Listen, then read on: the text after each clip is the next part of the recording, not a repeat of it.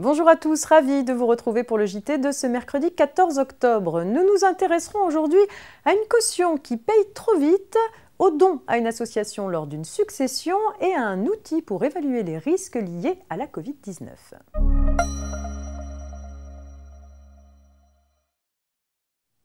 Il est question d'une caution qui paye trop vite dans l'affaire qui ouvre ce JT.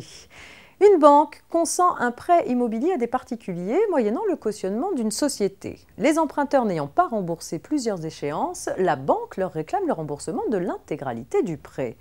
Sollicitée par la banque, la caution paye tout immédiatement sans même informer au préalable les emprunteurs.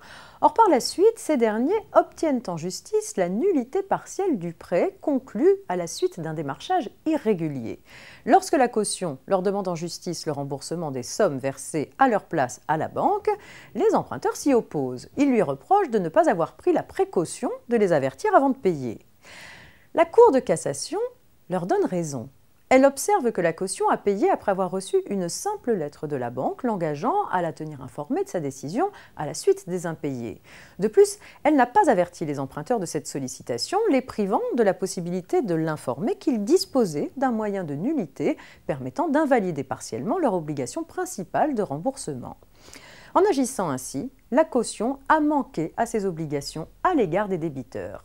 Conformément à la loi, la caution imprudente est donc privée de son recours contre les débiteurs. Concrètement, les juges décident que cette déchéance du droit à remboursement de la caution a lieu à hauteur des sommes que les emprunteurs n'auraient pas dû reverser à la banque.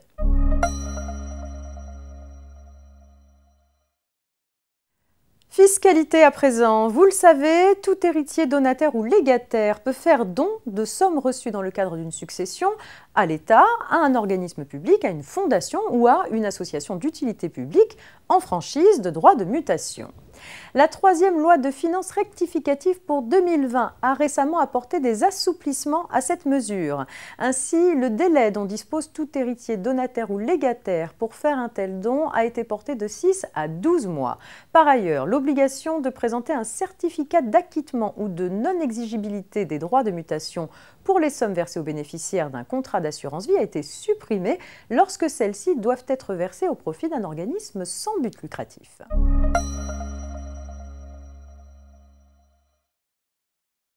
L'assurance maladie propose sur son site internet un outil nommé Plan d'action Covid-19 qui permet aux entreprises d'évaluer les risques liés à une épidémie et de se doter d'un plan d'action afin de protéger la santé de leurs salariés.